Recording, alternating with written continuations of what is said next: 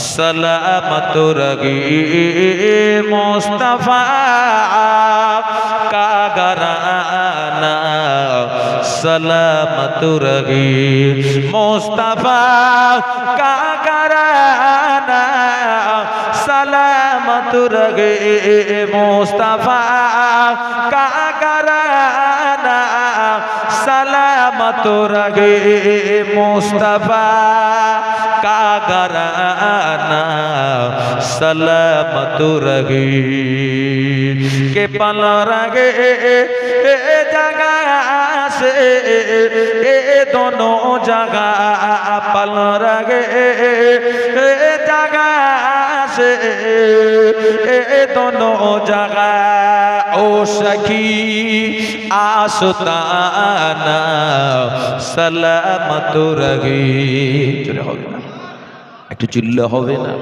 নারে দেবে ও সখী আসতানা সালামত রগি মুস্তাফা কা দিওয়ানা সালামত রগি ও নকি রাইন बोले मुझे कब्र में ओ नकी रैन बोले मुझे कब्र में मुस्तफा का दीवाना सलामत रगी একটু চিল্লে হবে না নারী দেবে মুনকির নাকির ফারিস্তা যখন আমাদের কবরে শুয়াবে যে নবী পাকের দেওয়ানা থাকবে তার কবরে আল্লাহ আযাব দেবেন না একবার জোরে বলুন সুবহানাল্লাহ ও কবরে সুখে থাকবে আল্লাহর দয়ার জান্নাতে বসবাস করবে একবার জোরে বলুন সুবহানাল্লাহ দরদ মান তোকে সর পার হে শায়া আফগান দরদ মান তোকে সর পার হে শায়া আফগান আপকা সামিআনা সালামত রগি হবে না আইরো চিল্লা হবে না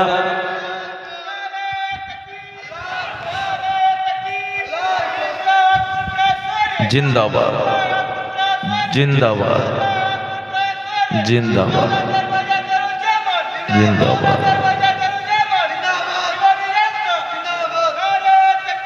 अल्लाह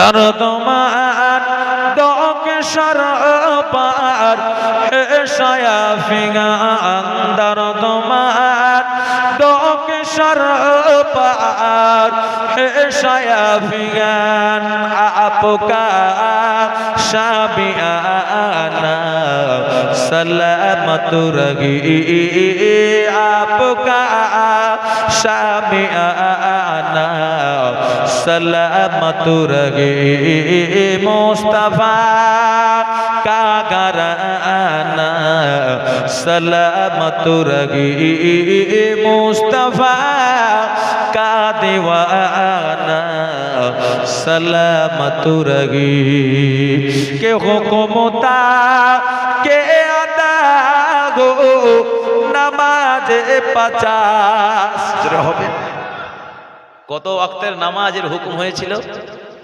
50 ওয়াক্তের কমে কত হলো 5 ওয়াক্ত হুকুমতা কে আদা গো नमाज 50 हुकुमता के अदा गो नमाज 50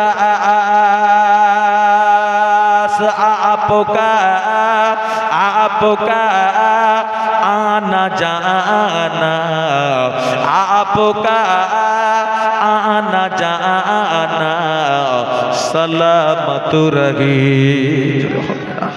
একটু জোরে হবে না নারে দেখবে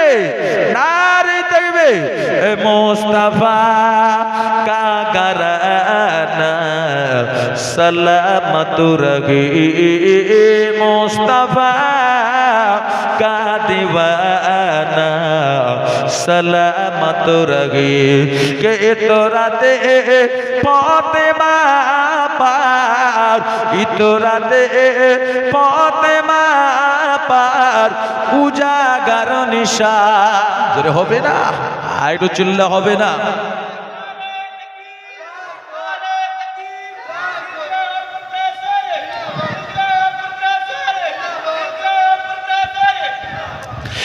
তোরাতে ফাতেমা পার উজাগার নিশা তোরাতে ফাতেমা পার উজাগার নিশা সৈয়দা তাইয়্যিবা তাহেরা আবেদা জায়েরা সাবেরা সৈয়দা কাগরানা সালামত রহে আর জোরে হবে না আর একটু চিল্লে হবে না নারে তাকবীর নারে তাকবীর সৈয়দা কে গো সৈয়দা হচ্ছেন খাতুনে জান্নাত হযরত ফাতেমা রাদিয়াল্লাহু আনহা একবার জোরে বলুন তার ঘর সবার জন্য আল্লাহর পক্ষ থেকে যেন রহমত বর্ষণ হয় একবার জোরে বলুন এই দোয়া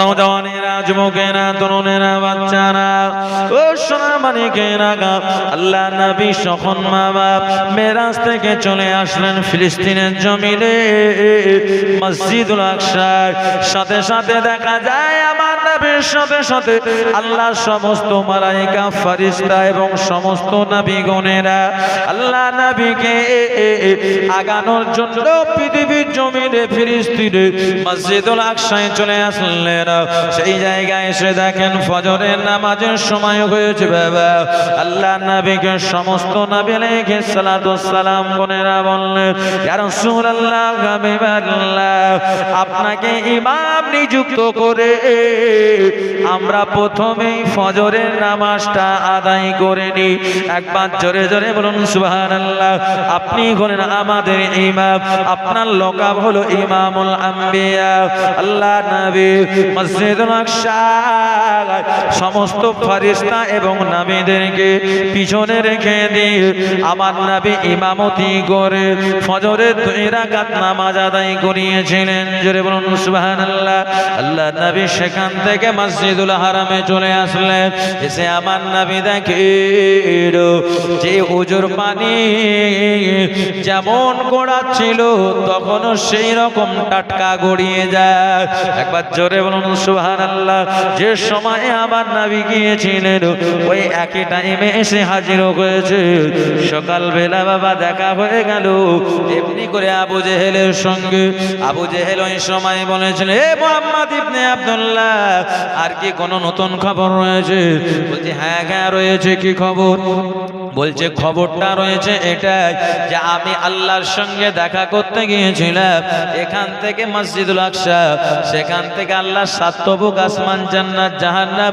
আল্লাহর আরশ কুরসি সব দেখে আমি এসেছি এ আবু জেহেল শুনে রেখে দাও জেনে রেখে দাও এই জায়গা আমি এসে দেখি যে টাইমে গিয়েছিলাম টাইমের পরিবর্তন নয় ওই টাইমেই আমি চলে এসেছি এটা হবে না ওই এক টাইমে আমি চলে এসেছি একবার দরুদ পড়েন আল্লাহুম্মা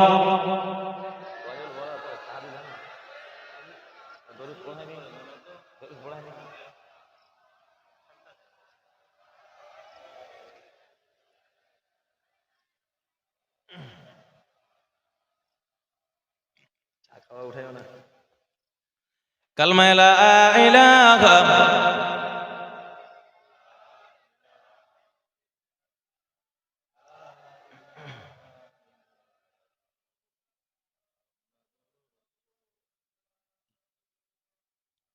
আল্লাহুম্মা বাপরে ঝাল করে কি দিয়ে করতে জি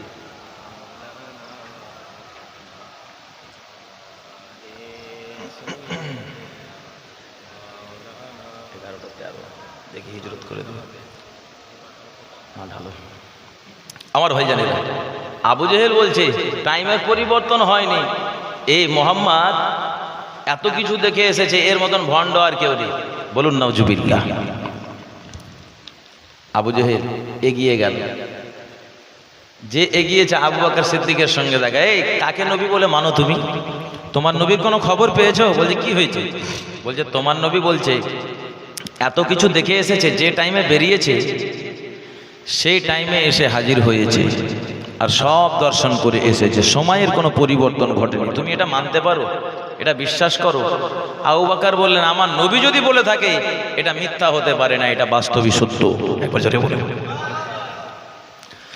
আল্লাহ নবী সাহাবী আবু বকর আমার নবী দরবারে চলে আসলেন, আল্লাহ নবীকে সালাম জানালেন। হুজুর আমার সঙ্গে আবু জেহেলের দেখা হয়েছে, মেরাজ নিয়ে আমাকে বলল। আল্লাহ নবী বলেছিলেন ও আবু বকর ওই সময় তুমি কি বলেছো? হযরতে আবু বকর বলেছিলেন আমার নবী যদি বলে থাকে তাহলে মিথ্যা হতে পারে না, বাস্তবে নবীর কথা সত্য। জোরে বলুন সুবহানাল্লাহ। আল্লাহ নবী বলেছিলেন আবু বকর শুনে রেখে দাও, জেনে রেখে দাও, তুমি আমাকে এতটা বিশ্বাস করো, ভালোবাসো, আমি নবী জানিয়ে দিলাম, আমি নবী জানিয়ে দিলাম তুমি আজ থেকে আবু বকর শুধু নয়, তুমি হলে আবু বকর সিদ্দিক। জোরে বলুন সুবহান, আর একটু জোরে বলুন সুবহানাল্লাহ। ও নওজওয়ানেরা, যুবকেরা, এটাকে হাতিয়ার করে বাবা আবু জেহেল বলল না না না, কেউ তো এটা মানবে না। মক্কাতুল মুকাররমার ইহুদিদেরকে খেপিয়ে দিল। ইহুদিরা বাবা চলে আসলো, মুহাম্মদ ইবনে আব্দুল্লাহকে আমরা ছাড়বো না। এ মুহাম্মদ ইবনে আব্দুল্লাহ, তুমি এতটা কিছু দেখে এসেছো, তোমার নাকি প্রবর্তন ঘটে না? বলছে হ্যাঁ হ্যাঁ ঘটে না তো।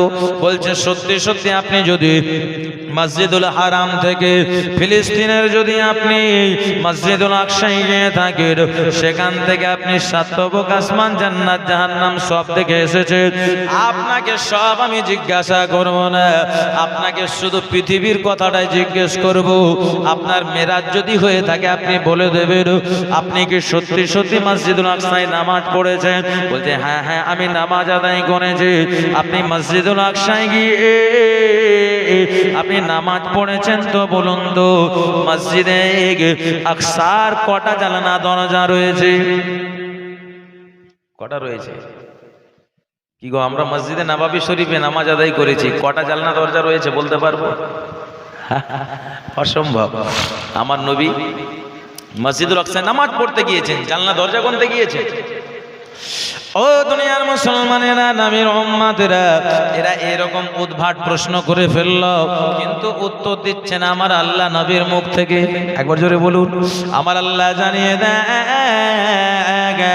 ও জিবরাইল, আমার নবী তো মসজিদুল আকসায় এসেছে, মসজিদুল আকসার নকশাটা আমার নবীর সামনে নিয়ে হাজির হয়ে যাও। আল্লাহর নবীর সামনে হাজির হয়ে গেলেন। আল্লাহর হাবিব সাল্লাল্লাহু মসজিদুল আকসার জানলা দরজা গুলো গনে গনে গনে গনে সঠিকটাই বলে দিয়েছিলেন। সমস্ত ইহুদিরা ওই সময় বলেছেন মুহাম্মদ ইবনে আব্দুল্লাহ সঠিক কথাই বলেছেন, আর মুহাম্মদ ইবনে আব্দুল্লাহ নবী ছাড়া আর কেউ হতে পারে না। আমরা আমাদের ইহুদি ধর্ম পরিবর্তন করে দিয়ে ঈমানের কলিমা পড়ে মুসলমান হয়ে গেলাম। একবার জোরে জোরে বলুন সুবহানাল্লাহ। একজন ইহুদি কিন্তু বাবা মানতে পারলো না, মাথা খারাপ, এটা কি করে হতে পারে? ওই ইহুদিটা রেগে গিয়ে বাড়ি চলে যায়।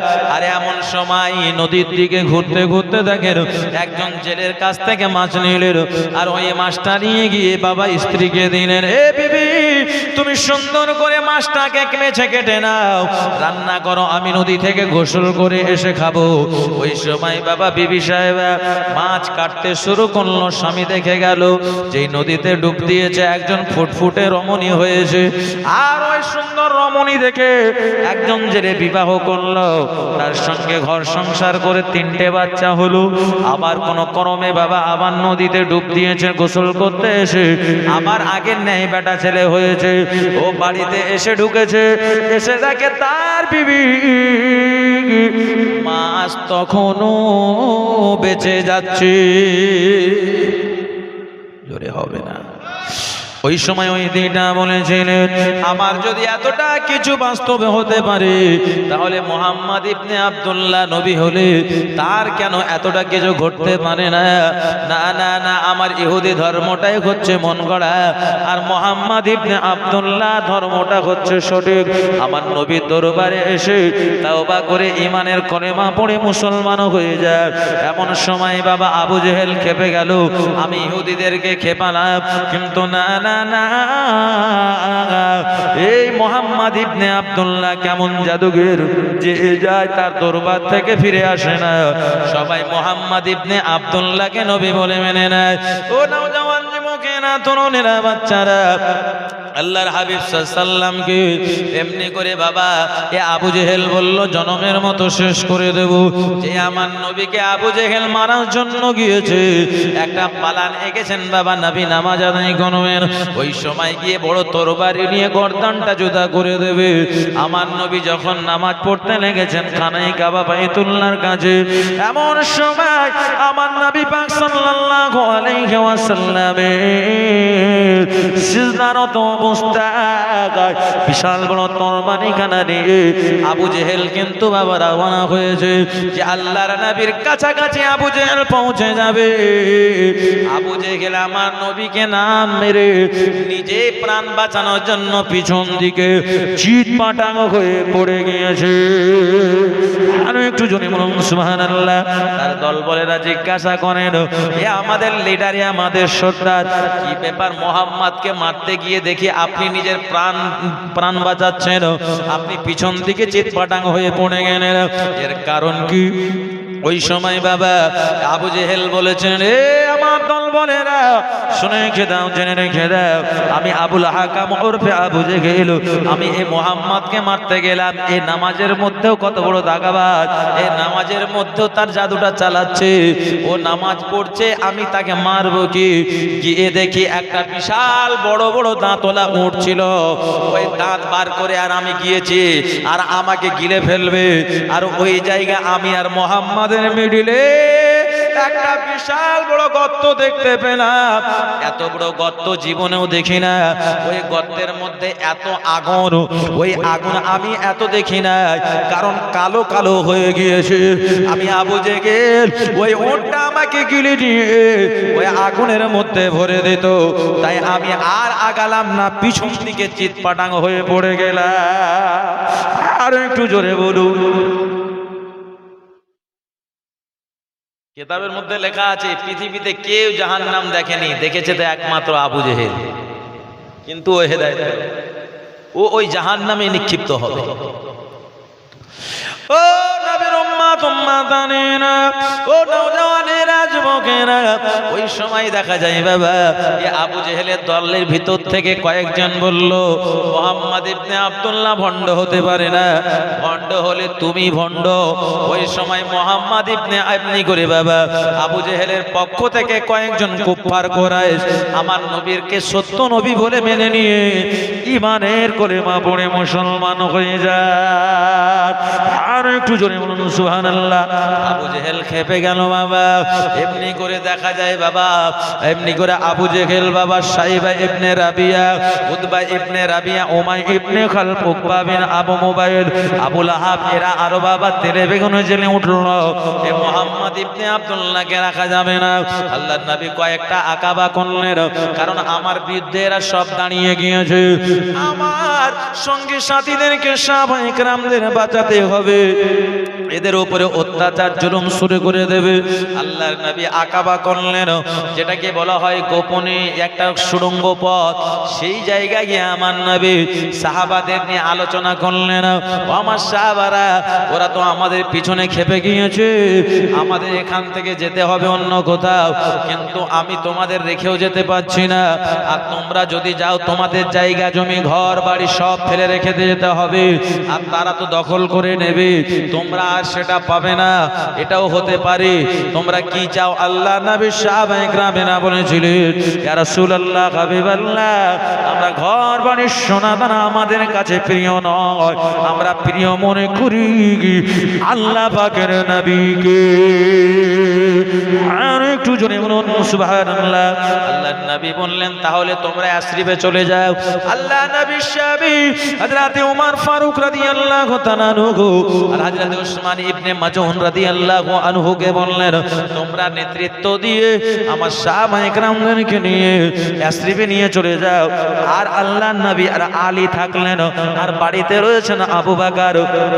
এমন সময় দেখা যায় সমস্ত বাবা সাহাবায়ে কেরামেরা মক্কার ঘর বাড়ি জায়গা জমি সোনা দানা টাকা পয়সা পর্যন্ত নিল না। আল্লাহর নবীর ভালোবাসা মহব্বতে মক্কা ছেড়ে দিয়ে মদিনায় চলে যান, ইয়াসরিবে চলে যান। আমার নবী রাতের বেলা ঘরের মধ্যে রয়েছে, এদিকে আবু জেহেল, উতবা, সাইবা, রাবিয়া এরা কিন্তু প্ল্যান খাটাচ্ছে। মুহাম্মদকে এত তার দলবলেরা ভালোবাসে, ওদের জায়গা জমির প্রয়োজন হলো না, টাকা পয়সারও পারোয়া করলো না। মুহাম্মাদের ভালোবাসায় ওরা ফেটে পড়েছে।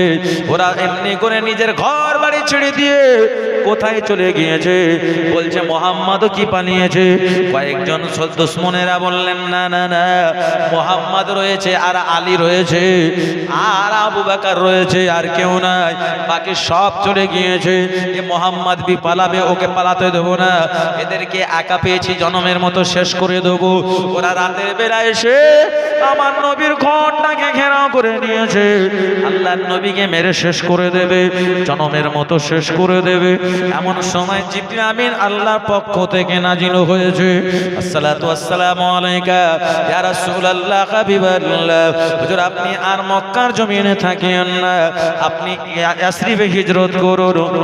ওই সময় আমার নবী বললেন, ইয়া কে জিবরাইল, আমি মক্কা ছেড়ে দিয়ে যদি ইয়াসরিবে চলে যাই, আমার ঘরের পিছনে তো শত্রু, সব শত্রু রয়েছে, আমি কি করে যাব? আমি যেতে প্রস্তুত। ওই সময় জিবরিল বললেন, হুজুর আপনি জমিন থেকে এমনি করে এক টুকরো, আপনি এক মুষ্টি ধুলো তুলুন, আর সেই ধুলোটা ছুড়ে দিয়ে, আর এমনি করে আমার নবী ধুলো তুললেন, তুলে নিয়ে এমনি করে ছুড়ে দিলেন। বাবা জিবরিল আমিনের 600 কানা ডানা দিয়ে এমন ঝটকা মারলে, আর ওই ঝটকাতে ওই বালিগুলো কাফেরদের মাথার কাছে গিয়ে আবরণ করলো, দেওয়াল হয়ে গেল। এর সাক্ষ্য আমার আল্লাহ কোরআন মাজিদে সূরা ইয়াসিনের মধ্যে জানিয়ে দেন, ওয়াজআলনা মিন বাইনি আইদিহিম সাদদান ওয়া মিন খালফিহিম সাদদান ফাগশাইনাহুম ফাহুম লা ইউবসিরুন। ওই ধুলোটা যখন ছুড়া হয়েছিল, আর ওই ধুলোটা জিবরিল আমিন যেমন পাকনা ঝটকা দিয়ে বাবা মেরেছিল, সব কাফেরদের চতুর্দিকে চলে গেল, আর আমার আল্লাহ তাদের সামনে আবরণ করে দিল, প্রাচীর সৃষ্টি করে দিল। একবার জোরে বলুন সুবহানাল্লাহ। এই যে মসজিদ, এই দেওয়ালটা রয়েছে, দেওয়ালের ওপারে কি আছে আমরা দেখতে পাবো এখান থেকে? ওরা কিন্তু দেখতে পায় না, ওদের চোখের সামনে অন্ধকার, নবী বেরিয়ে যাচ্ছে। আল্লাহ নবী আলীকে বললেন, ও বাবা আলী, আমার কাছে তাদের আমানতের টাকা পয়সা রয়েছে, ওই আমানতের টাকাটা তুমি নিয়ে নাও, ওদেরকে বুঝিয়ে দেবে, না হলে ওরা বাবা এমনি করে ওদের টাকাটা আমি মেরে খেতে পারি না। জোরে বলুন। আমাদের সঙ্গে যদি কারো ঝগড়া হয়, না ওকে দেবো না, ও আমাকে এত বড় বড় কথা বলেছে, ওর জিনিস ফেরত দেবো না, ও এত আমার উপরে অশান্তি করেছে, অত্যাচার করছে, ওকে দেবো না। আমার নবী বললেন, না না না, ওদের এমনি করে খাওয়াটা আমার ঠিক হবে না। আল্লাহর নবী আলীকে বললেন, বাবা আলী, তুমি আমার এমনি করে বিছানায় ঘুমিয়ে পড়ে, আমার চাদর উড়ে। আলী ঘুমিয়ে পড়লেন। আল্লাহর নবী বেরিয়ে আবু বকরের বাড়ি চলে গেলেন। বাবা 622 খ্রিস্টাব্দে নবী হিজরত করছেন।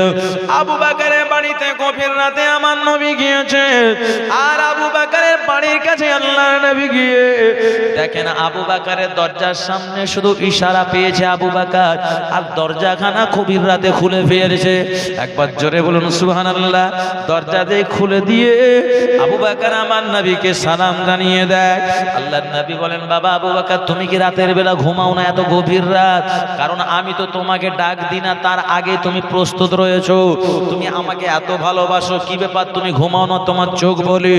আবু বকর বলেছিলেন ইয়া রাসূলুল্লাহ হাবিবাল্লাহ আপনি হিজরতের সংবাদ দিয়েছেন আজ থেকে 6 মাস আগে আমি আপনার হিজরতের সঙ্গী হব। হুজুর আমি আবু বকর আপনার ভালোবাসা আমাকে ঘুমাতে দেয় না, কারণ আমি আবু বকর ঘুমিয়ে থাকবো আর আপনি এসে আপনি আমাকে আবু বকর বলে ডাক দেবেন আর অপেক্ষা করবেন, শত্রু বাহিনী তো শুনতে পেয়ে যাবে। এই জন্য আমি আবু বকর না ঘুমিয়ে দিন প্রচারের জন্য আপনার ভালোবাসায় আমি 6 মাস ধরে ঘুমাই না। একবার জোরে বলুন সুবহানাল্লাহ। আমার নবী আল্লাহ পাকের দরবারে হাত উঠে গেল, ও রব্বুল আলামিন আল্লাহ পাক আমার আবু বকর এত ভালোবাসে, রাতের ঘুম হারাম করেছে, দিনের ঘুম হারাম করেছে, ইসলামকে এত ভালোবাসে, আমি নবী আমাকে এত ভালোবাসে, আমি নবী আবু বকরের জন্য দেওয়ানা। আর একটু জোরে বলুন আল্লাহ আপনি আবু বকরের মর্যাদাটা বাড়িয়ে দেন। সাথে সাথে আমার আল্লাহ জিবরিল আমিনের মাধ্যমে জানিয়ে দিলেন ইয়া রাসূলুল্লাহ হাবিবাল্লাহ আবু বকরকে আপনি ভালোবাসেন, আমার আল্লাহ বড় ভালোবাসেন, আমার আল্লাহ আবু বকরের মর্যাদা তো বাড়িয়ে দিয়েছেন। পৃথিবীর জমিনে নবী আদম আলাইহিস সালাম থেকে কিয়ামত পর্যন্ত যে সমস্ত বান্দা বান্দীরা দুনিয়ার জমিনে আসবে প্রত্যেকটা বান্দা বান্দীদের সারা জীবনের নেক আমল এক দাড়ি পাল্লায় চাপানো হবে। আর আপনার প্রাণপ্রিয় সাহাবী আবু বকরের এক রাতের নেক আমলটা অপর দাড়ি পাল্লায় চাপানো হবে। ইয়া রাসূলুল্লাহ হাবিবাল্লাহ হুজুর আপনি শুনে রেখে দেন, জেনে রেখে দেন, সমস্ত বান্দা বান্দীদের নেক আমলটা হালকা হয়ে যাবে আর আবু বকরের এক রাতের নেক আমলের দাড়ি পাল্লা ভার হয়ে যাবে। আর একটু জোরে বলুন নারে তাকবীর, নারে তাকবীর। আল্লাহ নবী আবু বকরকে সঙ্গে করে নিয়ে রওনা দিয়ে দিলেন। বাবা মক্কাতুল মুকাররমা থেকে বেরিয়ে একটু যেতে হবে, আর গিয়ে একটা পাহাড় রয়েছে, ওই পাহাড়কে বলা হয় বাবা এমনি করে গারেসুর জাবালেসুর, এমনি করে জাবালেসুর পাহাড়ের কাছে গেলে ওই পাহাড়টাতে আমি নিজে উঠলাম। বাবা আমি জীবনী করেছি, আমি পাহাড় জানি না, কারণ পাহাড় পড়িনি, আমি ভাবছি সমতল জায়গা একটা আপনার গারেসুর বলে গর্ত রয়েছে, এই আলোচনাটা শুনেছি, গিয়ে দেখি উল্টো আমি অবাক হয়ে গেলাম। এমনি করে দেখলাম বাবা ওই পাহাড়টার নাম হলো জাবালেসুর। ওই জাবালেসুর পাহাড়ের উপরে হেঁটে উঠতে 2 ঘন্টা আমাকে সময় লাগলো বাবা। আমি এবং আমার ড্রাইভার সাহেব দুজনে উঠলাম, আর আমার সঙ্গে আমার শিক্ষক মাওলানা সাইমউদ্দিন সাহেব উঠতে লাগলাম, কিন্তু না হলেও বাবা 50 বার বসতে হয়েছে। আর যে বাবা এমনি করে উঠতে উঠতে অর্ধেকটা পাহাড় উঠেছি, এত হাঁপিয়েছি মনে হয় আর উঠতে পারবো না। এ আবু বকর হুজুরের জীবনের কথা মনে পড়ে গেল। আল্লাহ নবী যখন গারেসুরের কাছে গিয়েছিলেন, জাবালেসুরের কাছে যখন গেলেন, আল্লাহ নবী বলেন এখন তো আমাদের ইয়াসরিবে যাওয়া হবে না, গারেসুরে যেতে হবে, ওই জায়গায় অবস্থান করব, 3 দিন ধরে অবস্থান করব। আমার নবী এত শরীরটা বাবা জ্বলন্তন হয়েছে, আল্লাহর নবীর জননে এমনি করে গারে এমনি করে জাবালে সুর পাহাড়ে যে পাথরে পা রাখে বাবা, সেই জায়গা পাটা বসে যায়, পাথরটা গলে যায়। একবার জোরে জোরে বলুন সুবহানাল্লাহ। আমার নবী বলেন ও বাবা আবু বকর কি উপায়, আমার পায়ে চাপ দেখে তো বুঝে নেবে। আবু বকর বললেন হুজুর আপনি চিন্তা করবেন না, আমি আবু বকর, আপনি আমার কোলে চলে আসুন। আবু বকর আমার নবীকে ঘাড়ে নিয়ে নিলেন, আর আমার নবীকে নিয়ে কষ্ট করে গারেসুর পাহাড়ের উপরে উঠে গেলেন। সুবহানাল্লাহ। ও নওজওয়ানেরা, যুবকেরা, তরুণেরা, বাচ্চারা, সোনার মানিকেরা ও আমার আম্মা জানেরা, গাড়ি সুরে যখন আমি মধ্য মিডিল পজিশনে ছিলাম, মনে করলাম আবু বকর এমনি করে আমার নবীকে ঘাড়ে করে নিয়ে উঠতে পারে এত উঁচুতে, তাহলে আবু বকরের কি ভালোবাসা, আর আমরা খালি উঠতে দ্বিধাবোধ করছি, কষ্ট করছি। না না না, তাহলে কি করে ভালোবাসার উম্মত হতে পারবো? না, নবীর ভালোবাসা যদি থাকে আমিও গাড়ি সুরে উঠে যাব, মারা যাব, মারা যাব। এ মনে যখন আল্লাহ নবীর ইশক আল্লাহ আল্লাহ পাকের হুকুমে বাবা গাড়ি সুরে পাহাড়ের মাথার উপরে উঠে পড়লাম। হেঁটে উঠতে 2 ঘন্টা সময় লাগলো। উঠে এমনি করে পাহাড়ের মাথার উপরে নামাজ পাটি রাখা রয়েছে, 2 রাকাত নামাজ আদায় করলাম, শুকরিয়া। আর গাড়ি সুরের মধ্যে ঢুকবো, আমার নবী ঢুকেছিলেন। আরে ওই জায়গাটা নিজের চামড়া চোখে দেখলাম, ঢুকেছি বাবা। আর তার মধ্যে ঢোকার সাথে সাথে ঢুকেই বাবা কুকড়ি হয়ে ওই জায়গায় 2 রাকাত নামাজ আদায় করে আমার জন্য দোয়া করেছি। টোটাল আমার নবীর উম্মতের জন্য দোয়া করেছি। আল্লাহ পাক যেন ওই দোয়া কবুল করে নিয়ে আপনাদের প্রত্যেককে যাওয়া তৌফিক দান করেন। জোরে বলুন আল্লাহুম্মা আমিন। আরো জোরে বলুন আল্লাহুম্মা আমিন। গারেসু ওই জন্য বলছি যে জোয়ান বয়সে উমরা করে, জোয়ান বয়সে হজ করে, না হলে গিয়ে ওই যে গারেসুর ওই পাহাড়ে আছে, দূর থেকে দেখিয়ে দেবে, বাস থেকে নেমে একটু দূরে দেখাবে, দোয়া করে দিল, হা করে দেখে নিল, মনের মধ্যে আবেগ জন্মাবে, কেমন ছিল জায়গাটা, কেমন ছিল, কি গো ভাবনা আসবে না, কেমন ছিল? গিয়ে যাবেন, উঠতে পারবেন না, কারণ সে সময় তো নিজের শরীর টানা মুশকিল, বয়স হয়ে গেলে। ওই জন্য চেষ্টা রাখতে হবে যে না দেখে আসে। আমরা ভাবছি মেয়েটা তো আপনার এইটা উঠে গিয়েছে, 2 বছর পরই যাবো, বিয়ে শাদিটা দিয়ে দিই। কি গো, মেয়ের বিয়ে শাদি আর রসুলের ভালোবাসা দুটোই আমার কাছে সমান। বিয়ে দিয়ে যদি যেতে পারি, ওখান থেকে ঘুরে এসে বিয়ে দেওয়া যাবে না? যাবে না? অবশ্যই যাবে।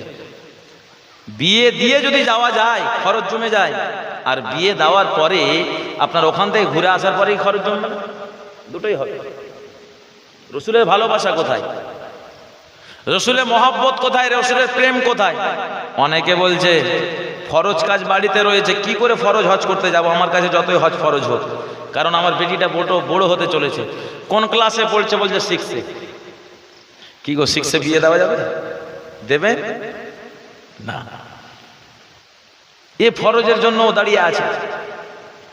হ্যাঁ, আপনার উপরে হজ ফরজ হয়েছে, হজ করে আসেন। যদি মারা যান আপনাকে আপনার মেয়ে বাঁচাবে না, বাঁচাবে? হজ ফরজ করে আসেন,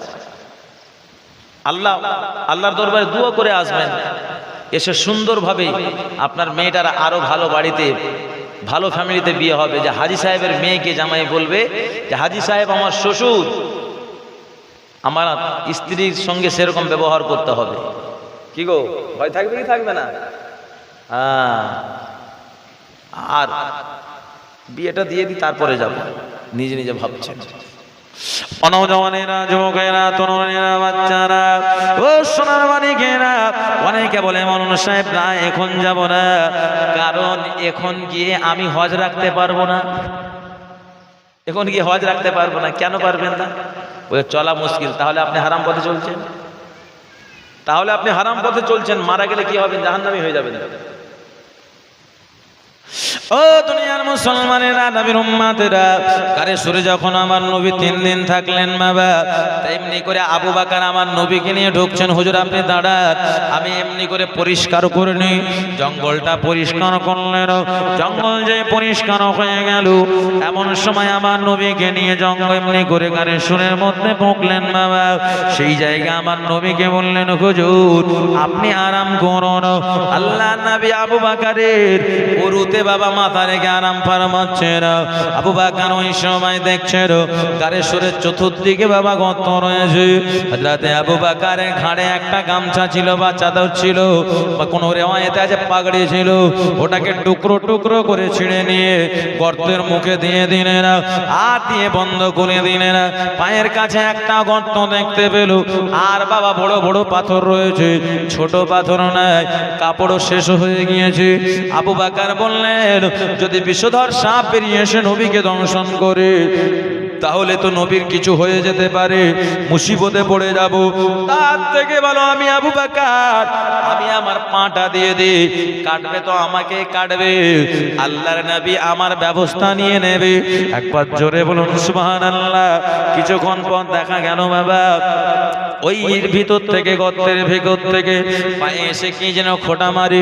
এই খোঁটা মারার সাথে সাথে দেখা যায় আবু বকর পা তোলেন না, একবার দুইবার তিনবারে ছবল মেরেছে। আবু বকরকে বিষ লেগেছে বাবা। আবু বকর জ্বালা যন্ত্রণা সহ্য করতে পারে না, নবীকেও তুলতে পারেন না, বিষ সহ্য করতে পারেন না। বিষের তাড়নায় আবু বকরের চোখ দিয়ে পানি পড়ে যায়। এক ফোঁটা পানি, চোখের পানি যখন পড়েছে, চোখের পানি কিন্তু ঠান্ডা নয় বাবা, গরম। এই গরম পানি আল্লাহর নবী নূর মুবারকে পড়েছে। আমার নবী উঠে দেখেন আবু বকরের চোখে পানি। ও বাবা আবু বকর, তুমি কষ্ট পেয়েছো বাবা? না না না, দুঃখ নিও না, তোমাকে আমি ব্যথা দিলাম। আবু বকর বলেছিলেন, ইয়া রাসূলুল্লাহ, হাবিবাল্লাহ, আমার আব্বা আম্মা কুরবান হয়ে যাক, আমি আবু বকর আমি আপনার জন্য কষ্ট পাই না। তুমি কাঁদো কেন বাবা, কি হয়েছে বলো? আল্লাহর নবীর স্বামী আবু বকর বলেছিলেন, হুজুর আপনি যখন আরাম ফারমাচ্ছিলেন অনেক গর্ত ছিল, আমার মাথার পাগড়িটা টুকরো টুকরো করে গর্তটা বন্ধ করে দিলাম, পায়ের কাছে একটা গর্ত রয়ে যায়, ওই গর্ততে আমি আবু বকর কিছু দিতে পারলাম না।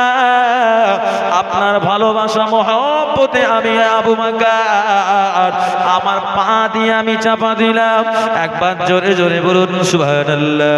এমন সময় দেখা যায় আমি আবু বকর আমার পায়ে এসে ছবল মারি, আর এত জ্বালা যন্ত্রণা করে আপনার মহব্বতে আমি পাও টানতে পারি না। আল্লাহর নবী বলেছিলেন, বাবা আবু বকর, ও বাবা আবু বকর তুমি পাটা তুলো। পা যে তুলেছে বাবা, সাথে সাথে দেখা যায় গল গল গল গল করে এমনি করে বিষধর সাপ বেরিয়ে আসি। নওজওয়ানেরা, যুবকেরা, তরুণেরা, বাচ্চারা, ও আমার আম্মা জান, বুবু জান, বোনেরা, একটু খেয়াল করে শুনে রেখে দেন, জেনে রেখে দেন। এমন সময় বাবা সাপ না যে বেরিয়েছে, আমার নবীর কাছে ক্ষমা চাইলে আল্লাহ নবী ক্ষমা করে দিলেন। সাথে সাথে মানব রূপ ধরে ওই সাপটা ইন্তেকাল হয়ে গেল। একবার জোরে জোরে বলুন সুবহানাল্লাহ। আবু বকরের ক্ষত জায়গা নবী বললেন, নিজের লালা মোবারক লাগিয়ে দিলেন। এই থুতু মোবারক লাগানোর সাথে সাথে আবু বকরের 20খানা পানি হয়ে গেল। আরো একটু জোরে বলুন সুবহানাল্লাহ। নারে তাকবীর। জোরে হবে না নারী তাকবীর? কি গো ঘুম পাচ্ছে? হ্যাঁ, একবার দরুদ শরীফ আল্লাহুম্মা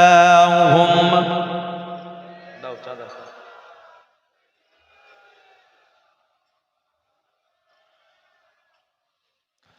ওয়ালা আলি সাইয়্যিদিনা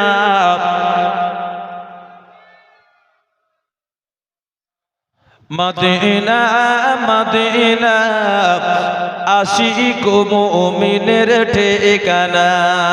জোরে বলুন, মদিনা কার ঠিকানা?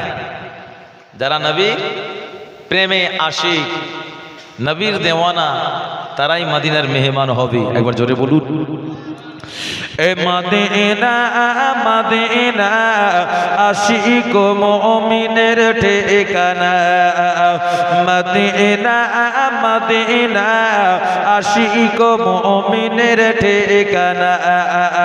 দিদার যদি পাও গো তোমরা, দিদার যদি পাও গো তোমরা, হও না নবীর দিওয়ানা করে বলো এ মদিনা মদিনা আশিক মুমিনের ঠিকানা মদিনা মদিনা আশিক মুমিনের ঠিকানা এ দিদার যদি পাও গো তোমরা দিদার যদি পাও গো তোমরা খানা নবীর দিওয়ানা মদিনা মদিনা আশিক মুমিনের ঠিকানা এ মদিনা মদিনা আশিক মুমিনের ঠিকানা এ নবী পাকের সাহাবী ছিলেন আবু বকর সিদ্দিক এ নবী পাকের সাহাবী ছিলেন আবু বকর সিদ্দিক নবীর প্রেমে ছিলেন তিনি দিওয়ানা জোরে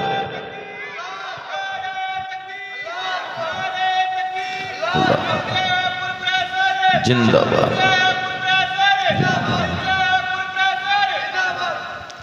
এ মদিনা মদিনা আশিক